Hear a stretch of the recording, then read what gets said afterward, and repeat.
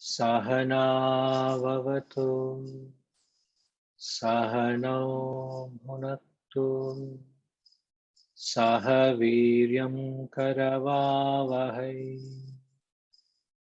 Tejasvinavadhitamastu, Ma vidvishavahai. Om Shanti Shanti Shanti.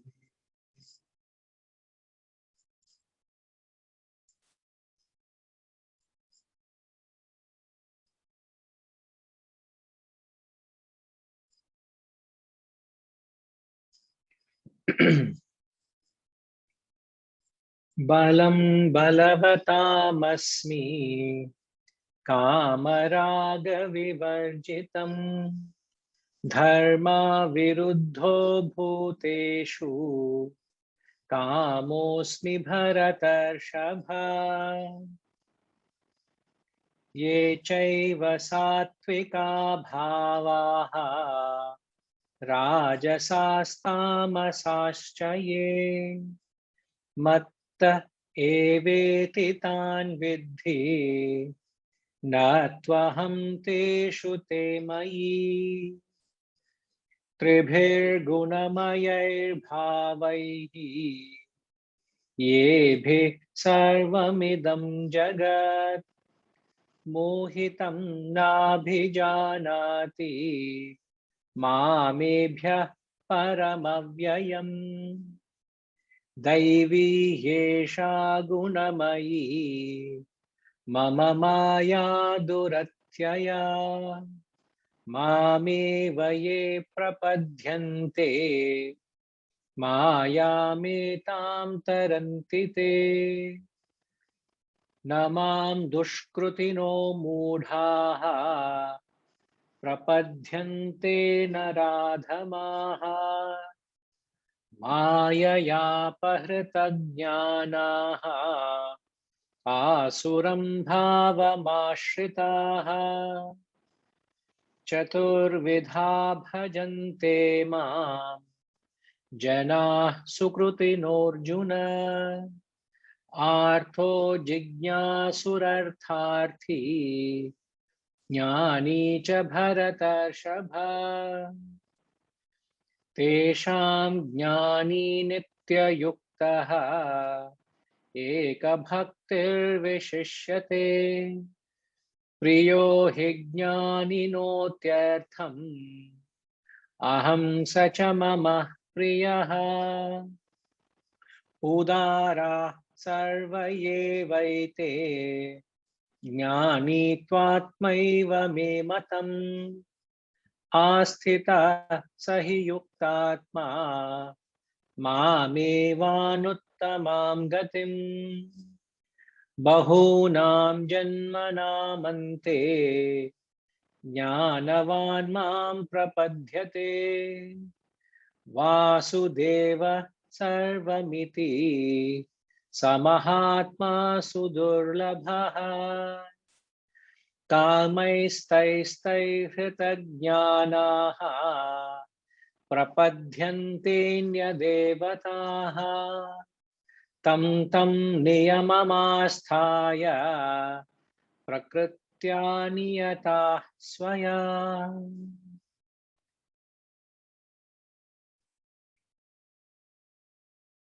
Hari Om. Namaskar to everyone.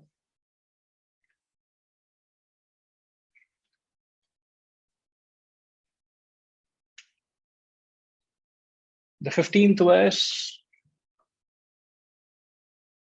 which is the concluding thought of the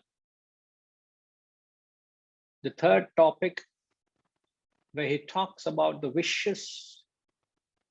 Neither do they know nor do they seek Brahman. That was from verses 12 to 15.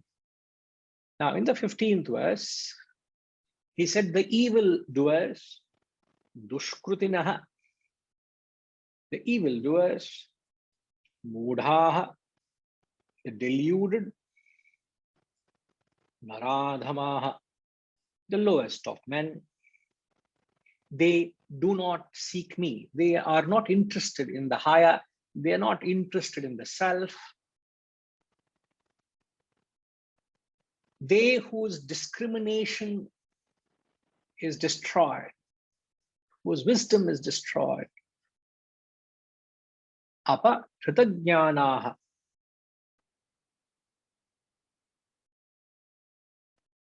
They follow the way of the demons.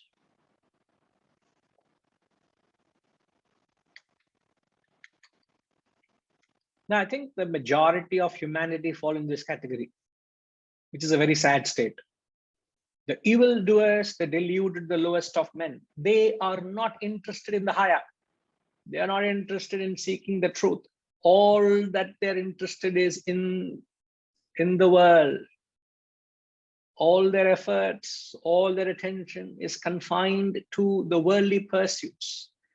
As a result, their thoughts and attention are not to the transcendental reality. Therefore, he says, these people, their wisdom is destroyed. In fact, if I'm not wrong, in the third chapter, it talks about what is that perpetual foe of this wisdom. If you remember, in the third chapter, we learned it. There he says, that which is your perpetual foe, nitya vairinam, your constant enemy. So that which is the constant enemy of your wisdom, in fact, it's a one-word answer. That which destroys your wisdom is your perpetual foe of your own wisdom and intellect, is your own desire, kama. Your desire, the moment you allow your desire to overwhelm you, the moment you desire to consume you, you have fallen a prey to it. He says, your wisdom is destroyed, you will follow the way of the demons. Then once you allow your actions to be driven by the desire, then comes the various emotions which arise out of the desire. As we simple possibility, we understand a desire can be met or a desire may not be met. When a desire is met, there are a series of emotions you are subjected through. When your desire is not met, there are a series of emotions you are subjected to. Either you're fulfilled or unfulfilled. What deludes you? It's important to understand what destroys your wisdom is just not the desire and the modifications of desire that cloud your wisdom, that cloud your intellect. In other words, it is the mind and the emotions, the mind, the desire and the emotions that cloud the intellectual clarity. I repeat, it is the desire, the mind, its desire, and the emotions that arise out of operating on the desire cloud your intellect and wisdom. You fail to think, you fail to reason, and as the famous words in the second chapter, buddhi nashat pranashyati. Where there is no intellect, there is total destruction. So the emotions that arise out of the desire lead you into the demonical way. That's what we must understand. The desire and the emotions that arise out of the desire, it could be anger, it could be lust, it could be greed, it could be jealousy, it could be hatred, it could be envy, it could be bhaya, insecurity, So all we can understand is desire is the root of the various emotions which cloud your wisdom. So you may not be able to control the emotion. At least you can try to control the desire so that you don't fall a prey to the emotions. It's a serious problem, a serious, serious problem. Every experience we are subjected to this confusion, delusion. He calls it the illusion. Now, there's no amount of lending your ears is going to help you. Huh? You are very attentively listening, but it's not going to help you. Very sorry to say. It's like every week you go to the doctor and a doctor is a good friend of you. You go and sit in his clinic and you listen to him. What is the use listening to the doctor every week? Any use? Nothing you're doing after what he's saying. If you only do something on what the doctor has said, there's of some use. Otherwise, you're only giving some audience to the doctor, which the doctor also needs. He's also bored, nothing else to do. So once a week, I get to see you. I'll spend 1 hour with you. So it's time pass for me, time pass for you. Time flies. Only satisfaction. We have covered this text. Now yet to cover that text. I have conquered this and yet to conquer that. I'm only feeding your desires. Where do you go? No further. Have you succeeded in getting the illusion or the delusion? I don't know. You got to figure it out. Okay. Now, the next set of verses, the fourth topic, verses 16 to 19, he talks of the 4 virtuous types of people who worship God. In fact, the very famous section in the Shastras, the 16th verse, is a very oft-quoted verse. So it's an interesting read, but it is very disappointing. It is very, very disappointing to note where you will find yourself. So I'm giving you a caution, a warning in advance. So don't blame me, sir. Why are you being so critical? Why are you so uncharitable? I am not being uncharitable. I'm only following the footsteps of the Lord Krishna. So don't blame me. Okay, 16th verse, please. Very, very famous.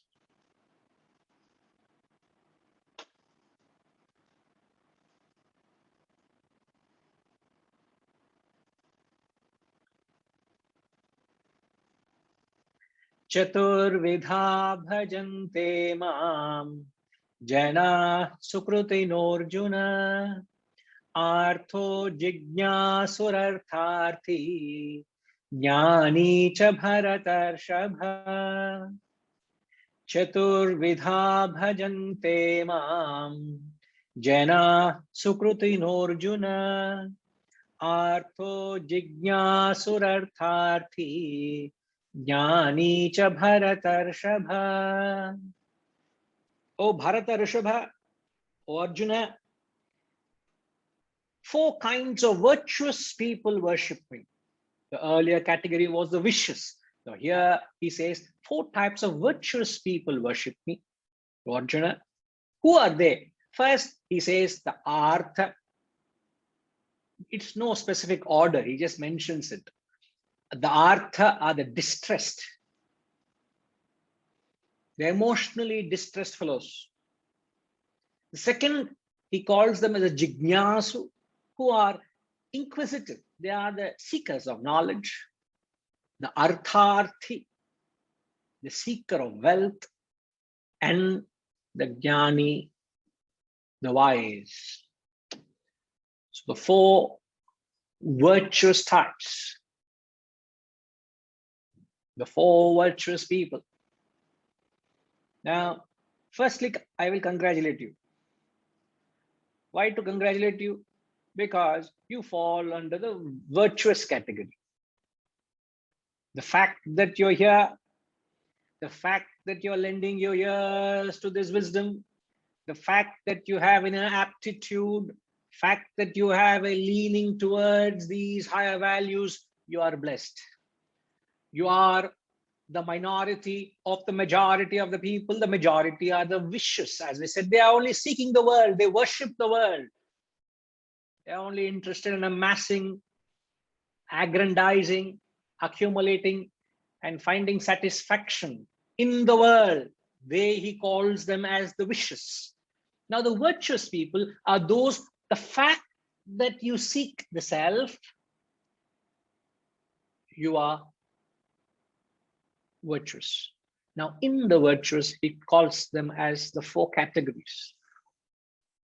Now, of the four, the three types of people are using the path, are approaching God for their own self-gratification, for their own personal pleasures.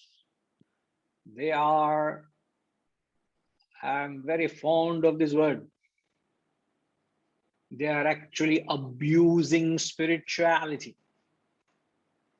They are abusing religion. They are approaching God to satisfy and gratify their own hidden agendas. So these are the people who are virtuous, but they, of the four, the first three are merely approaching God for their own personal gratification, abusing religion. And the fourth, he says, is the one who seeks me. He comes to me to seek me. The rest, the other three, come to me to seek something from me. Now, even in a normal relationship, Gayatri Ma, who is a true friend?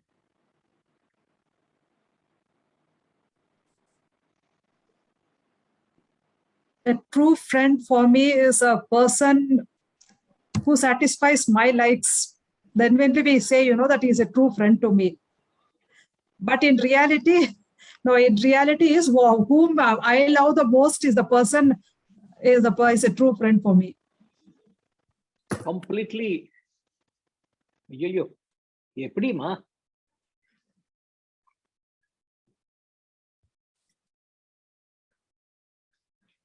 let's say if you have some bad habit, another fellow comes and entertains that bad habit of yours. I disconnect them because I'm only trying to understand. Is something I like. Let's say I like to go late night movies. Chumma example. I know you don't. And there's another person who likes to also go late night movies. Therefore, he's a very good friend of mine because nobody in the home wants to come to a movie with me. I like to eat junk food. So another fellow comes to eat junk food with me. Therefore, he's a good friend of mine. Is that what you're trying to suggest? Not suggest, that is the reality, Guruji. I'm telling you, a true friend is a person. That is where we all go. A true friend is a person who really guides us to a better person, better individual, how we become, and who motivates rather whenever we fall. No, you all are so knowledgeable. You're all having independent thought. Now, my intention of connecting with you all, it's very, I'm not saying you're wrong, and I'm just taking a point from this conversation, from the answer, just to make a general observation so that we all keep it in mind. Now it's important that when there is a question being asked, it is not being asked to gauge you, to measure you. It's only being asked to draw knowledge out of you all, so that there's a dialogue, so that we draw. It's a process we're adopting. Now, when there is an attempt to engage, it is very, very important for each of you to keep the line of thought. Do not try to exhibit all that you know in the opportunity that you get to speak. I'm not saying Gayatri Ma is doing that at all. But it is important to speak in the context. Now, Gayatri Ma, the point I was saying is The question I asked is all the time connected to the previous point. The point preceding to the question was, there are four seekers. The three people go to God to seek something from God. The wise person goes to God to only seek God. He doesn't go to God to seek God. And then I asked this question, who is a true friend? If someone is constantly coming in the name of friendship to seek something from you, he only connects with you, he only interacts with you only when there is some self-interest in him. Would you call him a friend? It could be in your extended family, it could be in your work atmosphere, it could be anybody you are acquainted with, but they only come to get something out of you. Is he a friend? In fact, would you want to keep company of such people? A true friend is one who is truly interested in you. He doesn't want anything from you, isn't it? Now, applying that principle, if this applies in a mundane context, what would be the attitude? Let's say if there is a picturization of God, there's a God sitting there somewhere up there in the clouds. Not really, there isn't any God sitting there up in the clouds. But if there is God sitting in the clouds, everybody who goes to God is only approaching God to seek something from him. What would be the attitude of God to his so-called devotees? Would you be dear to people who come to you to seek something from you? No. Not at all. And that is what exactly in the next verse he says, because the jnani comes to me to seek me, I am dear to him and he is dear to me. The rest of the fellows are not dear to me. But you are virtuous. The fact that you're seeking God, but you are abusing God. You're not using or approaching God for the sake of seeking God. There's a world of difference. We have moved away from the vicious to the virtuous, but we fall way, way short of being truly a seeker of God. Are we a true spiritual seeker? It is being questioned here. And when you self-introspect, either you qualify or disqualify. There's no two-way. In between, there's no category. Don't create that category. Either you're in or out. There is no in between. Thanks, Gayatri Ma.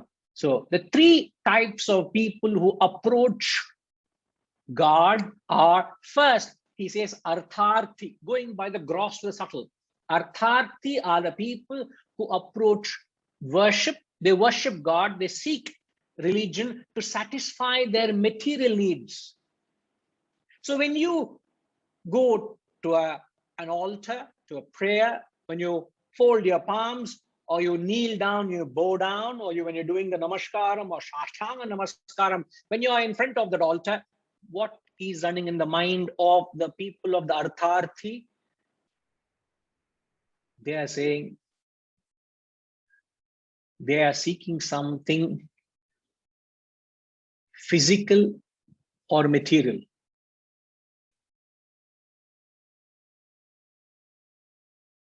They are doing prayers, they will perform yajnas, they will do vratas, they will do great so-called spiritual activities, but in the intent is they're only wanting to gain material return. And they go to the extent of offering a certain percentage to God if their wishes are granted and fulfilled.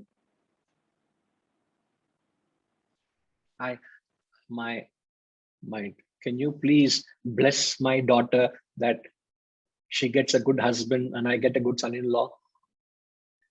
And if that happens, I will come with the entire family to where? To you on foot. I will not comfort in the car. I will climb the 7 hills. Tirupati, I'll come to you on foot. So you are offering your prayers. In your prayer, what are you seeking? A good son-in-law. That is called Ushama. What is the word I used earlier? I said it's a favorite word also. Namaste, Guruji. Artharthi? In the initial explanation, I said, these are the people who are for their own selfish purposes, they come to the God. They use prayer for their own selfish purposes. And I said, these are the people abuse religion. Yeah. Yes. It's like you are a manager in a company. Your job is to manage and administer the various departments. You have been given a team, but you're using that post to satisfy your own hidden agendas. Yeah. Okay. Are you not abusing your position? Definitely.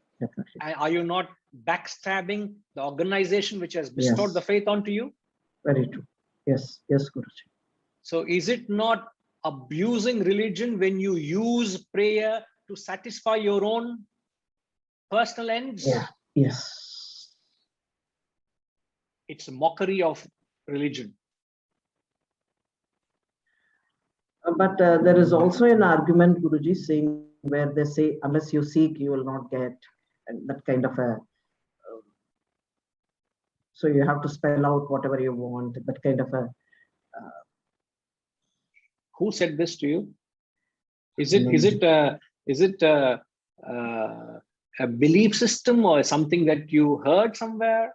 I read somewhere, Guruji. Unless you spell out whatever exactly you want, you will not be given that by God. I read somewhere like that. Is there an erase button somewhere? It is there, Guruji. I don't believe in that.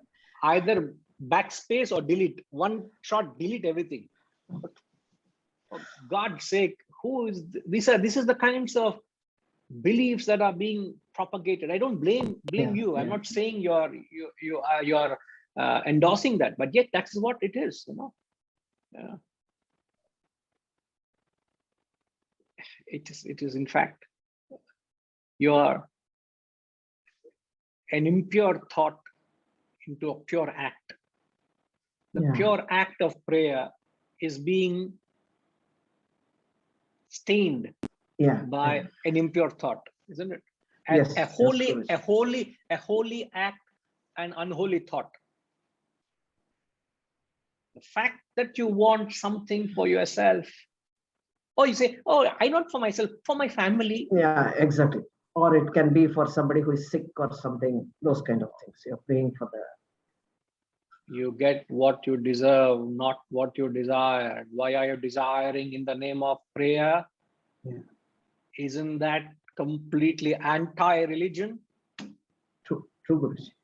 The moment, yes, ma, thank you. So the moment you use that prayer to either seek something in return for yourself or your family, for anyone for that matter, the fact that you ask a favor, ask a return, it is spoiling, it is destroying prayer, it is destruction of your spiritual exercise. It's a mockery. The moment you say, I've had people, in fact, I remember this dialogue more than 20 years ago, close to 20 years ago. I remember we met a lady in Malaysia, a family, and she was asking a lot about visiting Tirupati. She has never been there. And then in the process of conversation, she said, Guruji, we are actually taking this trip to Tirupati, and she said, if you allow me, I wanted to show you something. And what I saw shocked me. I still have not recovered from the shock. You know, Ramji, what she showed me? She showed a replica of a leg, right from the foot till the thigh, your whole leg. Gold. Made in silver, not gold, made in silver, which they wanted to go and offer to Lord Balaji,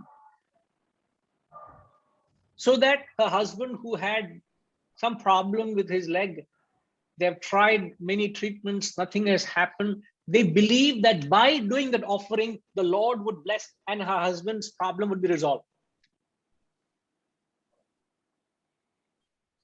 And that was nothing new. But what struck me is that leg, the amount of money they had spent, that solid silver is not hollow inside, it's solid silver.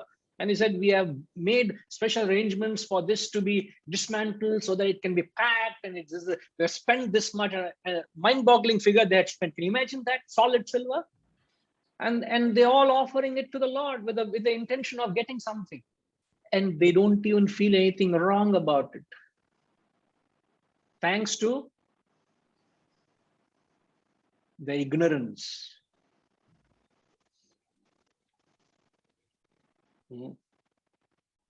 I'm sure all of you have experienced this, have been involved in this kind of, seeking something in our prayer. Ignorantly, innocently. I don't think that is acceptable. So the worst of it is you slip in a 100 rupee or 500 rupee to a pujari. The kind of treatment and the quantity of prasadam you'll get is amazing. I've seen that happening many years, many times, right? In Tirupati, where you are, in fact, and still the taste of that pongal is lingering in my mouth. How much ever you floss and brush, that lingering taste doesn't go, the memory doesn't go. And thanks to, you give a little bit, you will get a big basket of prasadam. I will give small doppe, he'll give you. Small doppe, what satisfaction? You want whole gampa, whole basket you want. So what do? You give the fellow, when Brahmamurtam, you're bribing the pujari right outside the sanctum sanctorum to get more prasad. I can't fathom. Are you all with me? Are you all able to relate the glaring contradiction? And all is happening in the name of religion, in the name of God. And God is sitting there crying. You fellows, what are you doing? So you want something in your prayer. So some people actually get into a legal agreement also with God.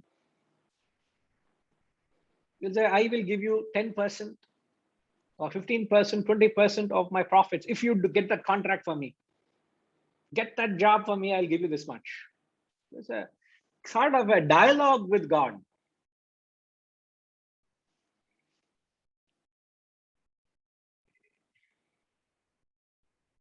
In fact, let me ask that question. Some of you, Grajima, remind me of the question I want to ask. I will take up what Annapurnama wants to say. Yes, ma.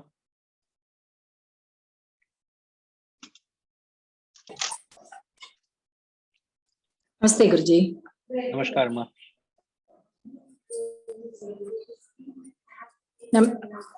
Guruji, I'm just bringing this up just to seek clarification.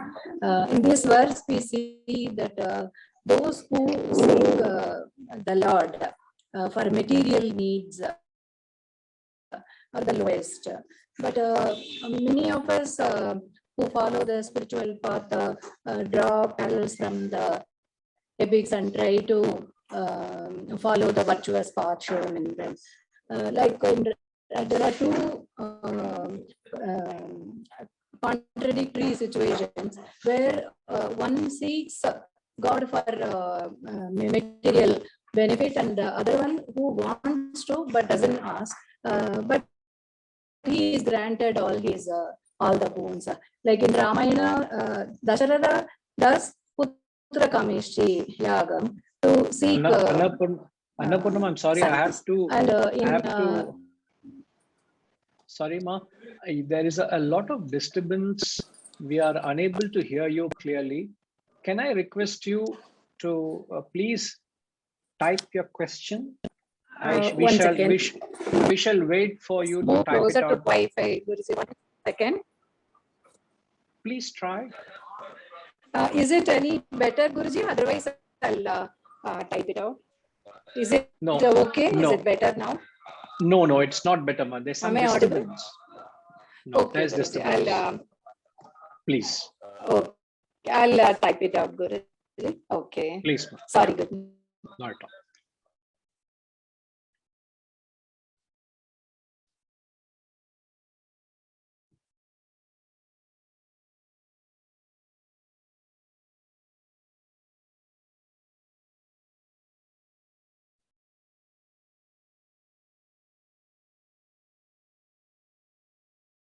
Let us hear the question from Annapurnama.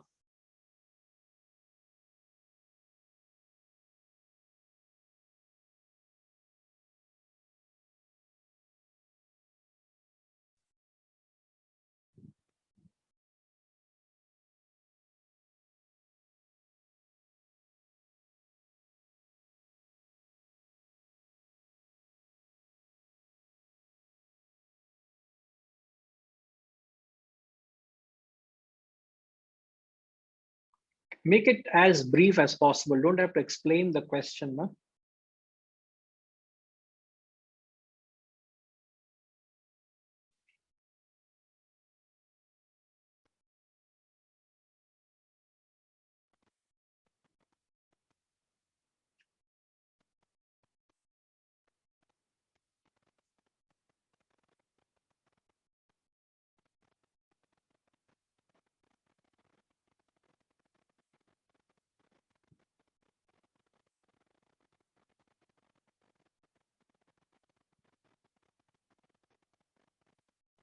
All right. I think we'll take it up when we hear from her.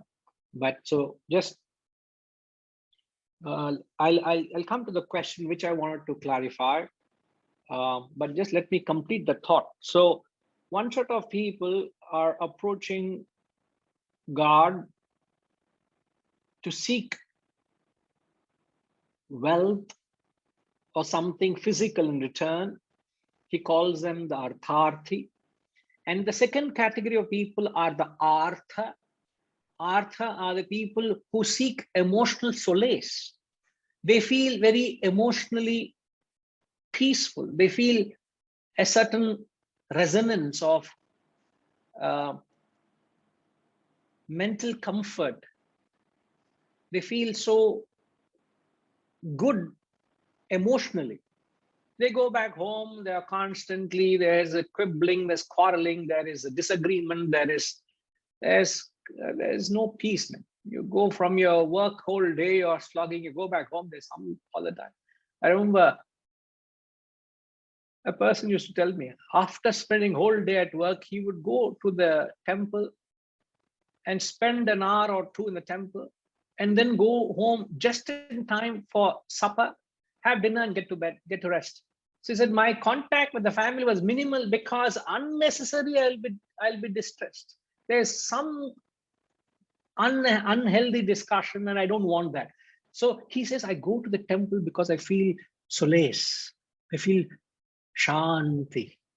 Just that, whether be it the conch or the bell or the incense sticks or the arti or the people or the devotees seeing, it has an emotional, it rubs onto me emotionally. So they are going there because they get solace, which they don't get in the house.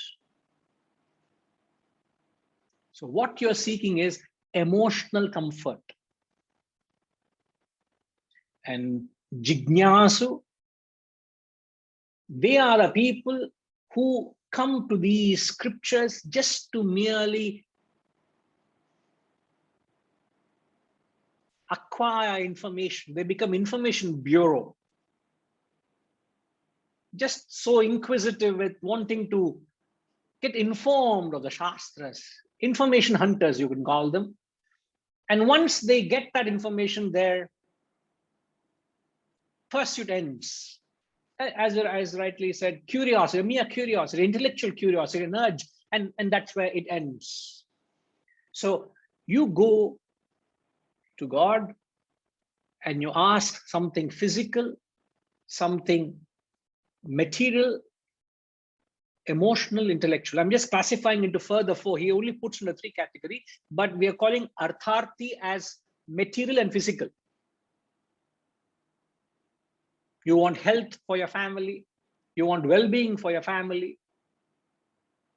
Invariably, it's for oneself. In fact, even asking for the welfare of all being also is asking something. For Loka Sangraha, I'm only praying for everybody's well-being. Still, you're asking something, no? So the question I want to set you all thinking. So when you are in prayer, what should be the ideal state?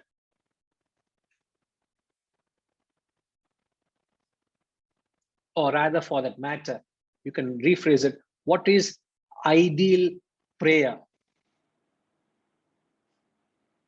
You are praying every day, morning and evening, sometimes more than once and twice. So the question is, what is ideal prayer? If I can ask Rajima, just hold on, I'm giving the permission, but Prakash Ragaru, can I ask you, sir?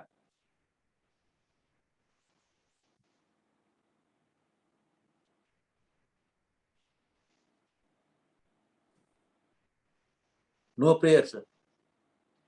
No prayer. Yes. Why you want to become an atheist, is it? No, it is not an atheist, and I am not an atheist, but I need not seek. He will give. If he likes, he will give. Why should he like you and not like me? If my destiny, I am destined, I'll get it. So it is not a question of liking you and not liking me, no? If I am destined. Okay, right. So if you deserve it, you would get it, isn't it? Yes. If you're destined for something in life, you'll get it. So what would you say? You always should have that humility. We should bow down. Yes, we should offer that our is prayers, correct. isn't it? But when we pray, what should be the attitude?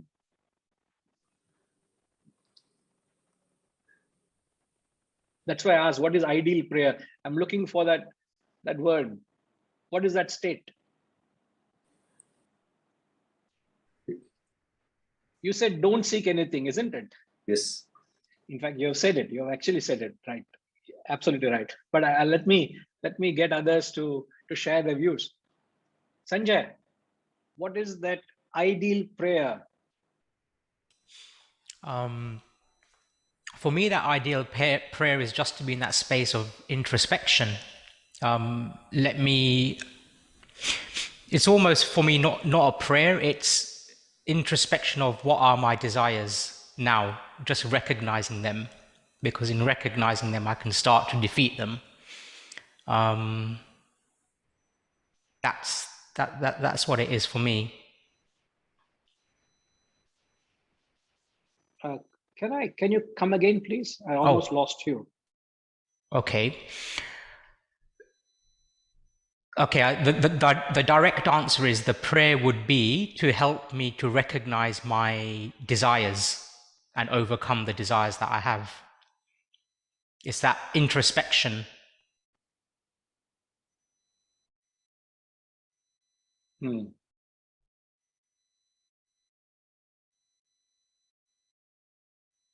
Okay. But if you go in the thought process, because your thought is very independent of the context. Not that you're wrong,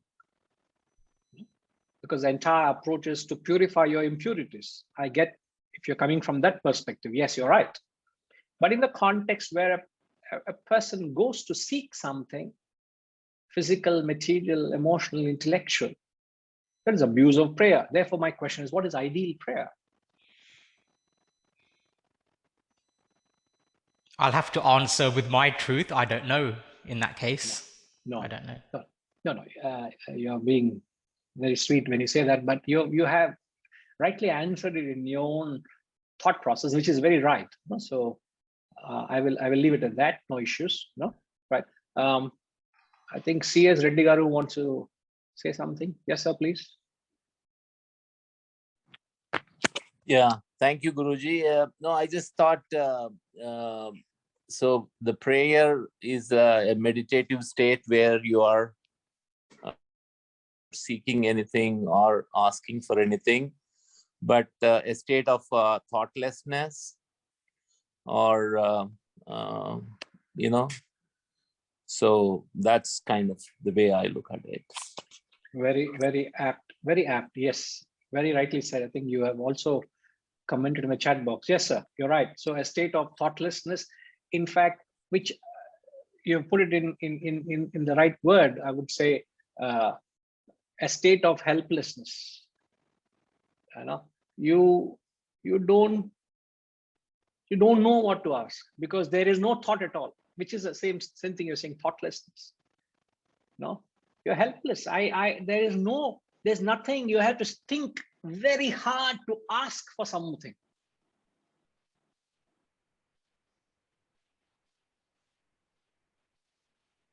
Even in a friendship, it is very difficult. In a relationship, it's very easy to encash that relationship. Let's say you are showing some love and affection and devotion to me. It is very easy for me to encash that emotion for my own good.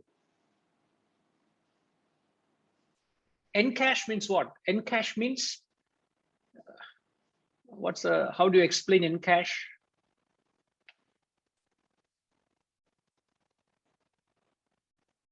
Najima, what's that best way to describe encash? Exchange, Guruji, would that be a general term that could be used? Not specific, general. Exchange. Not exchange, actually. It's not right. I think a couple of comments. I think Hariji is saying you make use of it, or Ushama is saying you take benefit or take some advantage of that goodwill or that a certain you take liberty and abuse it. That's encashing. So that it is very difficult to maintain that relationship without abusing it, without encashing it. So encashing itself literally means you're selfish. You're thinking of yourself in that relationship, and you bring that same thing into the equation of your relationship with God, which is not acceptable. That is what the text is saying. So in a relationship, you must have the attitude of giving, not taking. You bring the same attitude to God. Why do you want to take something? And the Shastras give examples of devotees of God. When God had appeared in front of them and granted them prayers, they were helpless. They didn't know what to ask. And they had so paripurna, that state of fulfillment they had within them, they didn't know what to ask. They were helpless. And the story goes that the Lord was very pleased with a devotee. And he did so much penance, so much tapas, and he was all by himself doing. The Lord wanted to appear and grant him some boon. He was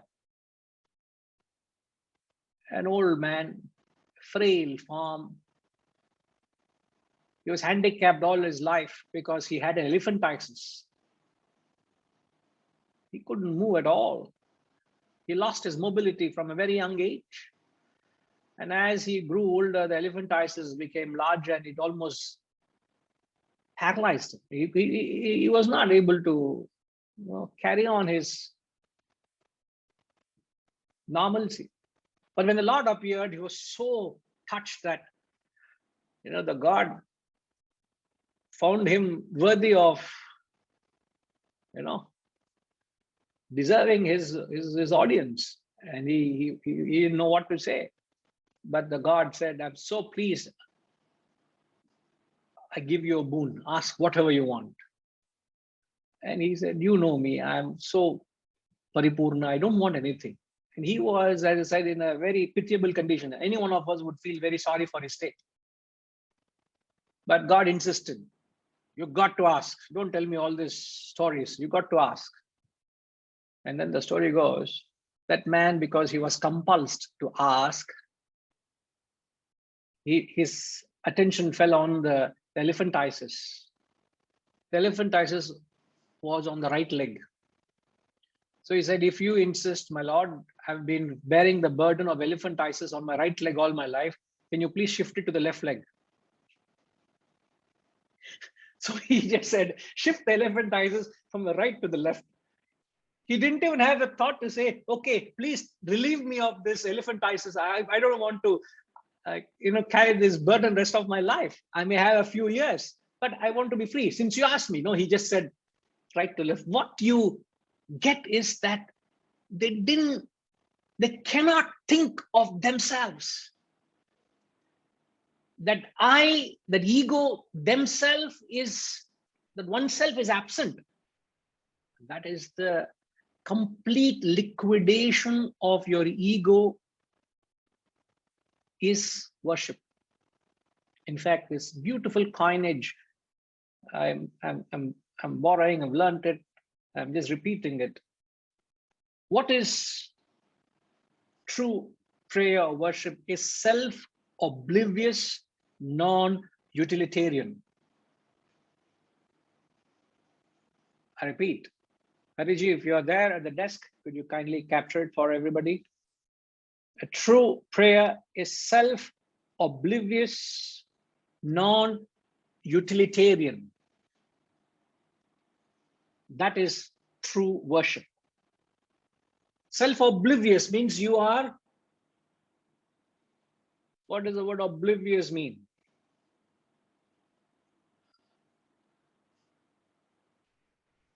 Padriji, self-oblivious.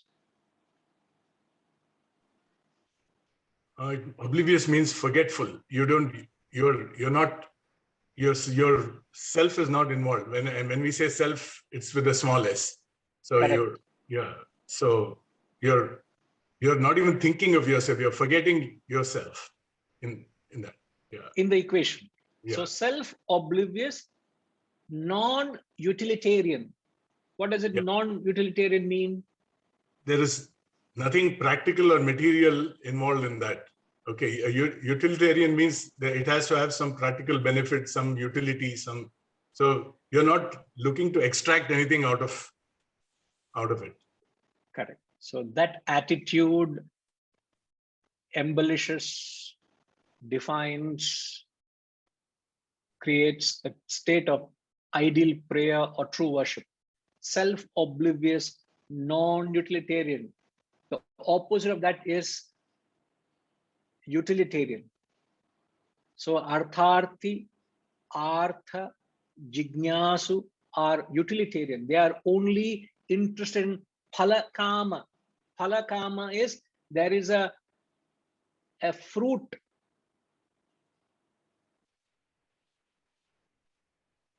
from their prayer. They're expecting a desire. 99.99 spiritual seekers of the virtuous category fall into these three. If anybody, I will be completely flawed if anybody in this classroom who is not falls into that category.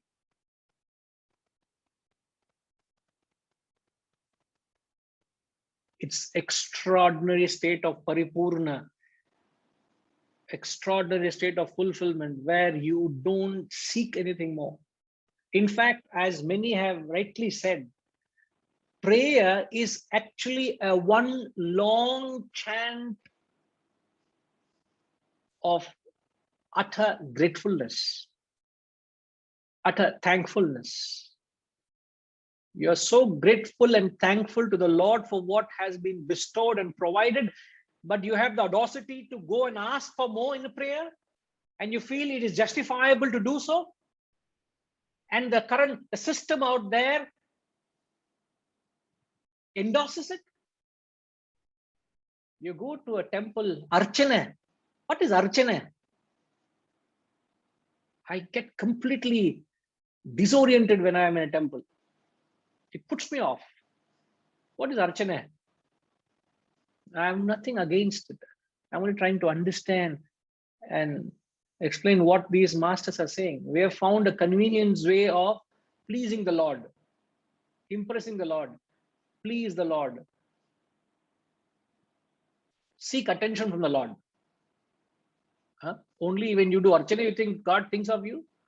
And the fellows who don't do Archana, he is not bothered. He just stands there as a Sakshi, a witness. You fellows come and go. I don't mind. I don't register your attention. But you Archana, you will do. What do you do Archana? When you do Archana, what is being done?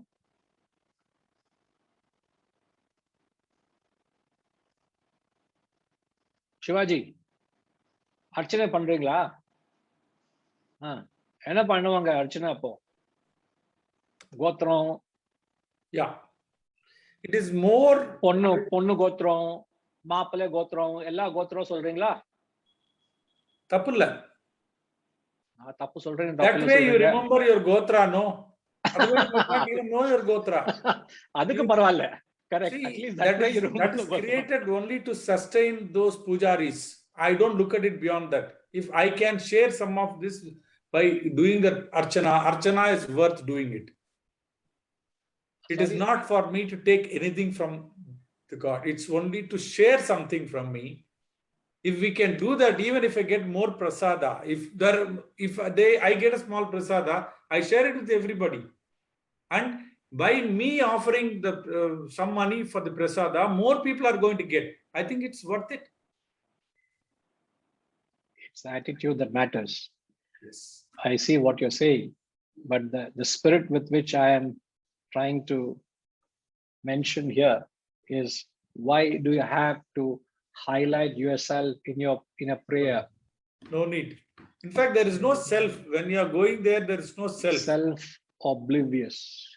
And you are announcing your archana, your gotram, and your that and existence and name and this and that. Those it's are like the you have your moments. name. If I have everyone is named the same name, you cannot identify. It's only for that moment. It's only to be in that moment. It's not for seeking anything beyond. By telling your name, your gotra, you are not going to achieve anything. You are going to be in that moment of, again, being grateful to the divine. That's it. And that only a jnani does. Thank you, Shivaji. A jnani is one who seeks the self. He only is interested in the self.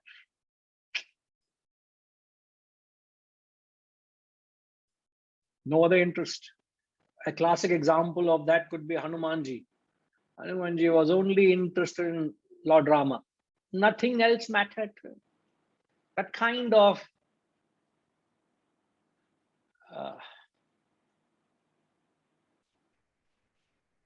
that's being a devotee. Where are we? Where is Hanumanji? Where was Nachiketa and where are we? These are the Shastras talk of examples of these great characters who have achieved that state of godhood, who have reached that state of realization because of that uncompromising thought. And that is what the verse is saying. I'm giving the gist of what's to come, but at least when you understand that there are 4 categories, sadly, as I said, I fall into the first 3 category, not the 4th. So therefore, the thought and effort should be not to seek anything in particular in your prayer. Do pray to thank God for what has already been provided. But when you desires for something you do not have, Desires, okay, where do desires arise from?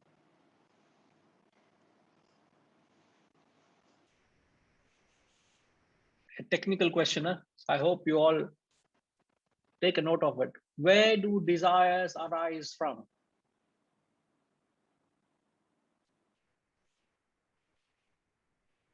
Vis-a-vis, when does an attitude of, when do you feel an attitude of gratefulness?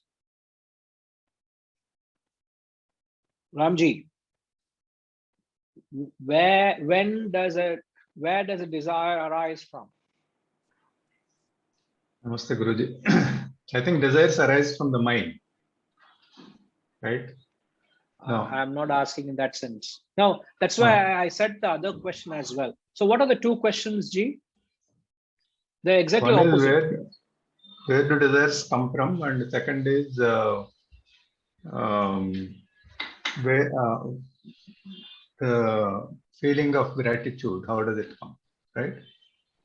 Yeah. When does one express or entertain a feeling of gratitude? So they're two opposite things. So the desire originates from, answer this first. That will make you think. Desire comes from a need, let us say.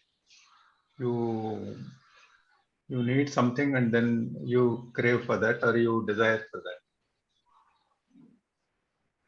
that. Right, you're thinking in the right direction. In fact, if you extend that, technically what we are told is desire arises only when there's a void. When there's a void, yeah, correct. When there is a lacuna, when there's an incompleteness. Correct. So when there is a sense of emptiness felt within,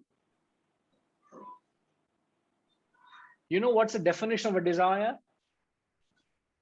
Harishji, please capture it, sir. The definition of a desire is a plan or a scheme entertained by the intellect. Surprisingly, it is the intellect here. A plan or a scheme entertained by the intellect to fill the incompleteness or unfulfillment felt within. Amazing. If you just try to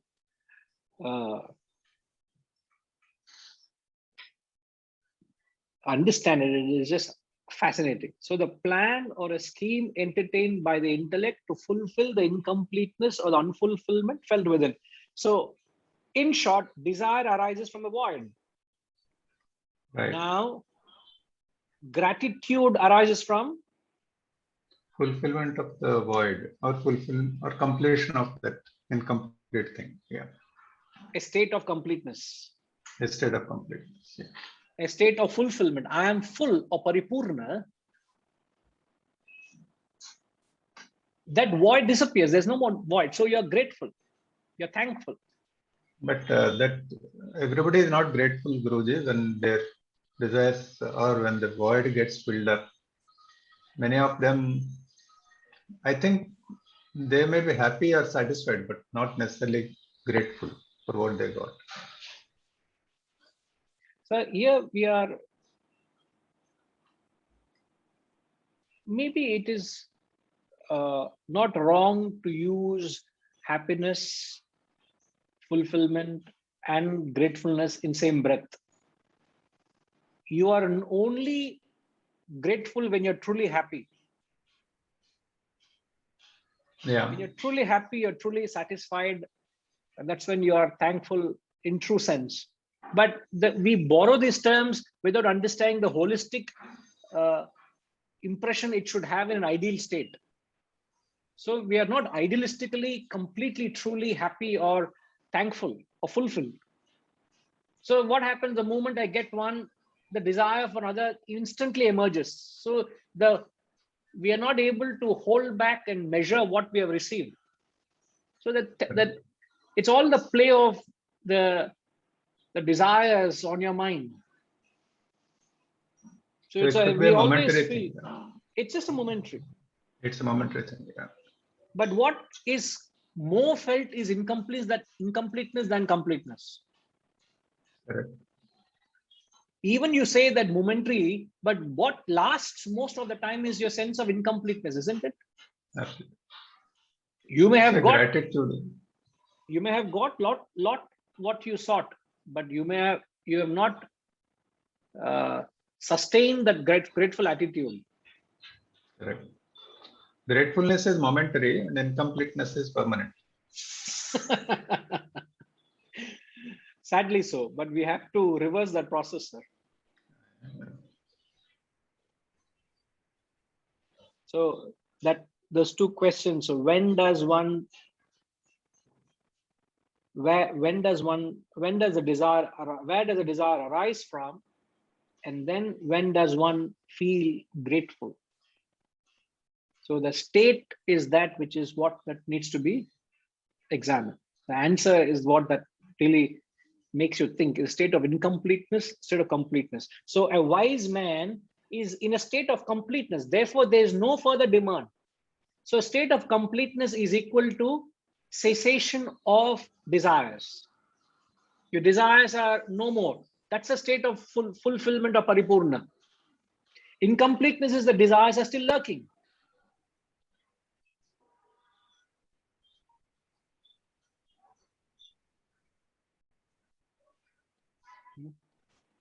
Wonderful, Ramji. I think Keshavji, yes, you wanted to say something. Yes, please, sir.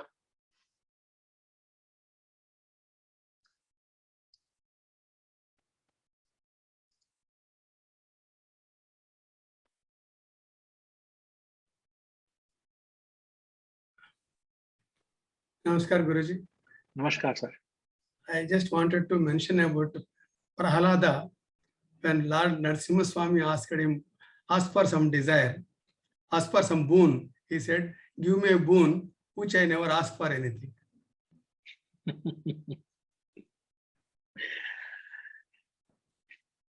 That's A boon which kills all further boons, all further desires. Very interesting. These great men are amazing, isn't it? And Lord Narasimha Swami asked, "Okay, but now I'm asking again, ask for something else." Then he asked, "My father committed so many mistakes ignorantly, forgive him." Correct. This is very interesting. Very interesting. Right. There are many such stories, aren't they? When you read the parables and stories, but sadly it's left in the storybooks. It has not gone beyond them. Okay. Right. Thank you, Keshavji. Annapurnama, we have not received your question unless I've missed it. I hope you are able to type it out. Namaste, Guruji. Am I audible now? Now you are as if you're sitting next to me. I switched over to my mobile. No, Guruji, I just wanted to ask, like many of us try to lead, in our spiritual life, we try to follow what is being shown in the Shastras or the epics. We see two instances, one in Ramayana where Dasharatha does Putrakameshti Yagam to ask for sons, a boon of sons. And in Mahabharata, we see Sudama going with a request to meet his friend Krishna, and as a true friend, even without his asking, the Lord understands and grants his wishes. Dasharatha has done the yagam for material, terrestrial benefit. So how do we take it? Is it wrong to ask? Okay, as we progress in the spiritual ladder, the first step is to approach the Lord and maybe start from basics. How do I understand this? But when you come to the knowledge, the verse in the context is very clear, isn't it? And the subsequent clarification to the hidden message is very clearly stating that seeking something in return from a prayer is abuse of spirituality or abuse of religion. So apart from the reference of the stories you have mentioned, once you understand and attune to this frequency, any desire or any want in a prayer feels you have gone off the instructed path which the Shastras are giving. The Shastras are strongly advising us to remove a desire or a want or seeking something in your prayer. So the moment you seek it, remember, it's like a drop of lime in milk. It spoils. It's an unholy thought in a holy act, not acceptable. Any demand, any want, any prayer, whether be it for yourself or for the loka, is a want, is a desire. It is an unholy thought in a holy act. Ideal state. Now, we all will hopefully gradually evolve to reach that state. So at least if you can get rid of your selfishness from your prayer and then slowly say, who am I to ask for something to anybody? There's a law which governs. I think somebody said, I think Prakash Raghav said, Lord functions through the law. You know, the Lord functions in the world through the various laws. Please understand what I'm saying. The Lord functions in the world as various laws. And the mother of all laws is the law of causation.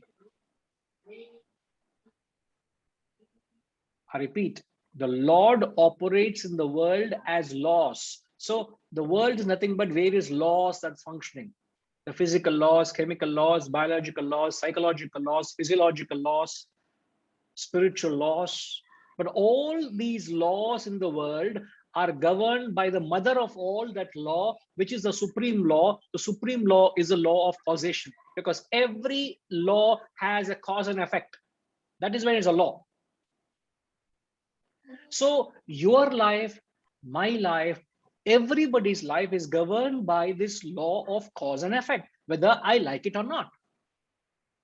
As Prakash ji said, you get what one deserves. So any amount of prayer, asking, wanting, wishing, desiring is against that principle of deserving. So any amount of me wanting any good for the other is not going to bring any good to him unless and until he deserves it. He or she deserves it, isn't it? Therefore, you surrender to the divine law that one gets what they deserve, not what one desires. So you accept what life is. It's mysteriously the law functions. How it functions, I do not know. So as far as your approach, individualistic approach is concerned, try to make that prayer as pregnant with unconditional, pregnant with feeling of gratefulness. That's all. Let there be no demand. So in fact, the state you must be in your prayer room is you are blank, mentally blank. Don't know what to ask, don't know what to say. No bargains also. Absolutely no. Bargain is the last thing. Last thing you want is bargain. Okay. So the text is non-compromising, and that the standards they set is only the highest benchmark. So we rise up to that level. So our aspiration is to reach the state of a jnani. Jnani is the wise person in the context, which he says, he comes to me only to seek me. So to the extent you seek something from God, you are not interested in God. That's the point he's making. But when you seek God, then you're interested in God. So the question is, are you interested in the gifts from God, blessings from God, or God himself? The ultimate, almighty. Is to seek the self. Okay, ma. Thank you, Guruji. Thank you, ma. Namaskar. Tinky, ma.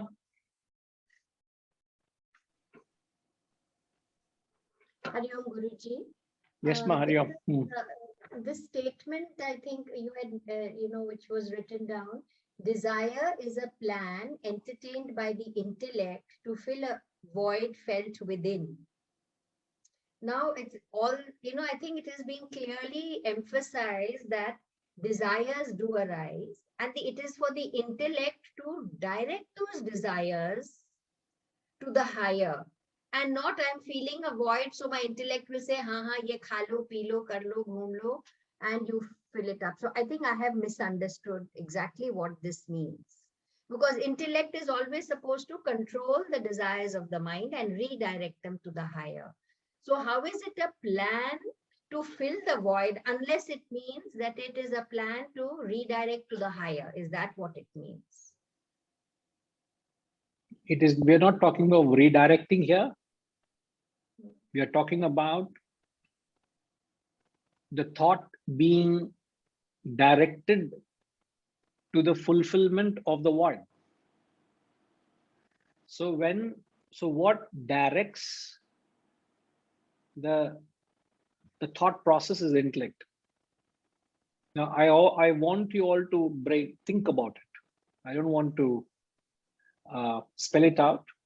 We'll come back next week with this question. If you can be a little patient, please think on this statement. Desire, as we have defined, it's not my definition. It's how the Shastras have given.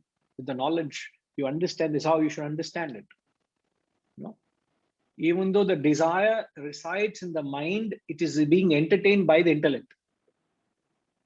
It arises as a thought in the intellect, then it becomes a desire in the mind.